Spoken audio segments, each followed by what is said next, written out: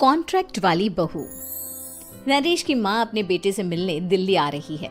इस बात का पता चलते ही नरेश के दिल में हलचल मच जाती है। नरेश अपनी माँ के स्वागत की तैयारी में लग जाता है। साथ ही उसे डर भी सताने लगता है कि उसकी माँ कहीं अपनी पुरानी जिद पर फिर से बैठ ना जाए।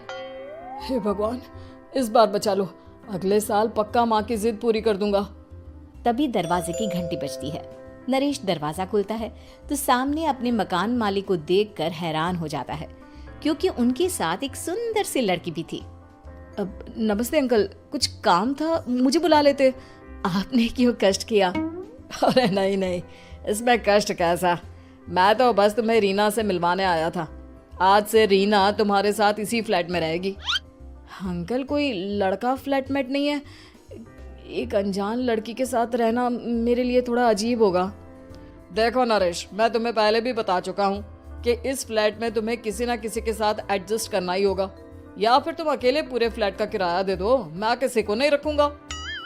नरेश अपने मकान मालिक की बात सुन के रीना के साथ रहने के लिए तैयार हो जाता है, पर अंदर ही अंदर उसे ये बात खाने लगती है कि वो अपनी माँ को क्या जवाब देगा जब उसकी माँ रीना के बारे में उसे पूछेगी।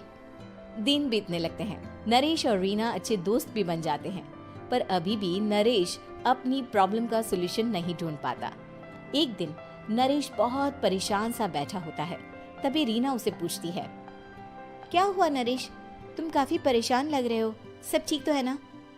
हाँ सब ठीक है, बस एक छोटी सी प्रॉब्लम है। वो एक्चुअली 2 दिन बाद मेरी माँ मुझसे मिलने आ रही है। अरे तो इसमें प्रॉब्लम क्या है, ये तो खुशी की बात है।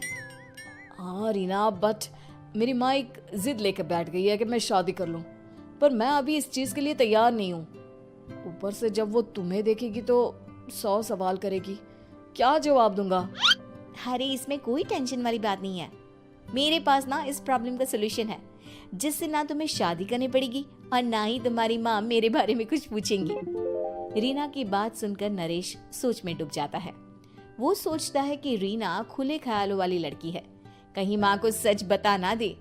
नरेश को सोच में डूबा देखकर रीना कहती है, अरे क्या हुआ, किस सोच में पड़ गए? डोंट वरी, जैसा तुम सोच रहे हो ना वैसे कुछ भी नहीं है, मेरे पास एक प्लान है।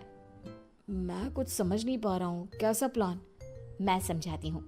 हम ना एक कॉन्ट्रैक्ट मैरिज कर लेते हैं। फिलहाल मेरे पास जॉब नहीं है, तो तुम इस रूम का किराया दे देना जब तक तुम्हारी माँ यहाँ रहेंगी, सिर्फ तब तक।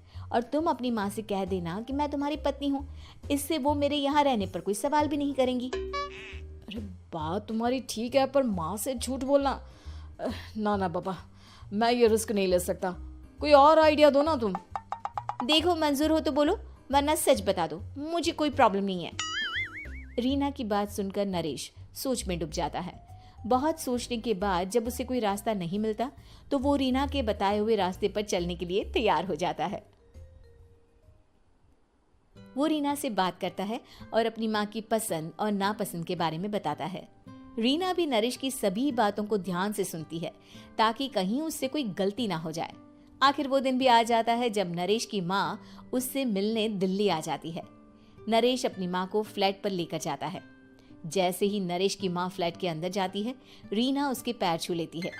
ये देखकर नरेश की माँ थोड़ी घबरा जाती है और नरेश से पूछती है, अरे बेटा नरेश, ये कौन है? माँ, ये आपकी बहू रीना है। माफी चाहता हूँ, सब कुछ इतनी जल्दी में हुआ कि आपको बता ही नहीं पाया, इसलिए सोचा कि क्यों ना आपको सरप्राइज दिया जाए। अरे बेटा, मैं तो बस तेरा घर बसा हुआ देखना चाहती थी।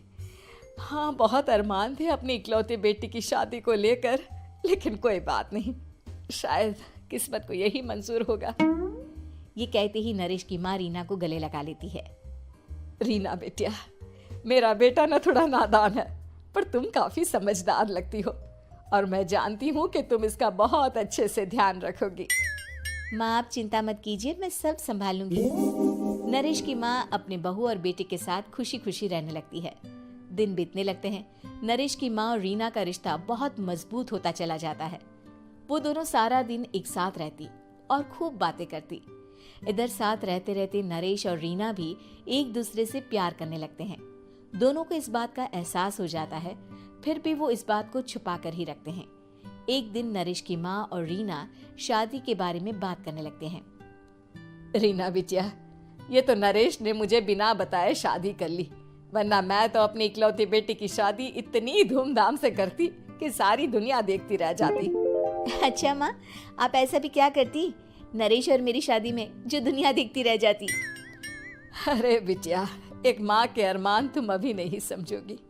मैं तो अपनी बहू को एक रानी की तरह लेकर आती और शादी भी बिल्कुल शाही अंदाज में करती, पर मेरे तो सारे अरमान ऐसे ही रह गए। खैर, मुझे तो अपने बेटे और बहू की खुशी चाहिए बस। ये कहते हुए नरेश की माँ की आंखों में आंसू आ जाते हैं। रीना भी ये सुनकर ख्यालों में खो जाती है, क्योंकि वो भी मन ही मन खुद को नरेश की पत्नी और उसकी माँ की बहू मानने लगी थी। शाम को जब नरेश ऑफिस से घर आता है तो रीना खुद को रोक नहीं पाती और नरेश के सामने उसकी माँ को अपने और नरेश के रिश्ते का सारा सच बता देती है। रीना की बात सुनकर नरेश की माँ दोनों से बहुत नाराज हो जाती है और घर वापस जाने की बात करने लगती है। तुम दोनों ने मुझसे सच छुपाकर बहुत ठेस पहुंचाई है मुझे। अब तुम लोगों के साथ नहीं रहना चाहती मैं, कल ही वापस चली जाऊंगी अपने घर। माँ, मुझे माफ कर दो, ये सब मैंने रीना के कहने पर ही किया है, वरना मैं भी आपको कभी ठेस पहुंचाने के बारे में सोच भी नहीं सकता। हाँ माँ, हमने ये सिर्फ आपका दिल रखने के लिए किया, प्लीज हम दोनों को माफ कर दीजिए। तुम दोनों ने मेरे अरमानों के साथ खिलवाड़ किया है, और वैसे भी मुझे अपने बेटे के लिए एक अच्छी लड़की ढूंढनी है, इसलिए मेरा यहाँ से जाना ही बेहतर होगा। माँ की ये बात सुनकर रीना खुद को रोक नहीं पाती। माँ, क्या मैं आपके घर की बहू बनने लायक नहीं हूँ? रीना की बात सुनकर नरेश हैरान रह जाता है। नरेश की माँ भी कुछ समझ नहीं पाती। मैं कुछ समझी नहीं, आखिर तुम कहना क्या चाहती हो? माँ, मैं वो नरेश से बहुत प्यार करती हूँ और साथ ही साथ मैं आपको भी अपनी माँ मान बैठी हूँ। आज जब आपकी बातें सुनी तो खुद को रोक नहीं पाई, इसलिए सारा सच आपको बता दिया। रीना की बात सुनकर नरेश की माँ की आंखों में आंसू आ जाते हैं और वो अपने बेटे नरेश और रीना को गले लगा लेती है। मेरे घर की बहू तो सिर्फ रीना बिटिया ही बनेगी। मैं आज ही तुम दोनों की शादी की तारीख निकलवा दूंगी, बस एक बार तुम्हारे घर वाले मान जाए। उसी दिन रीना के माता पिता भी उनके फ्लैट पर आ जाते हैं। दोनों परिवार आपस में बैठकर बातें करते हैं और शादी के लिए राजी हो जाते हैं। रीना भी कॉन्ट्रैक्ट फाड़ देती है और कहती है, सही मायने में मैं अब बहू बनूंगी, अब तक तो सिर्फ कॉन्ट्रैक्ट वाली बहू थी।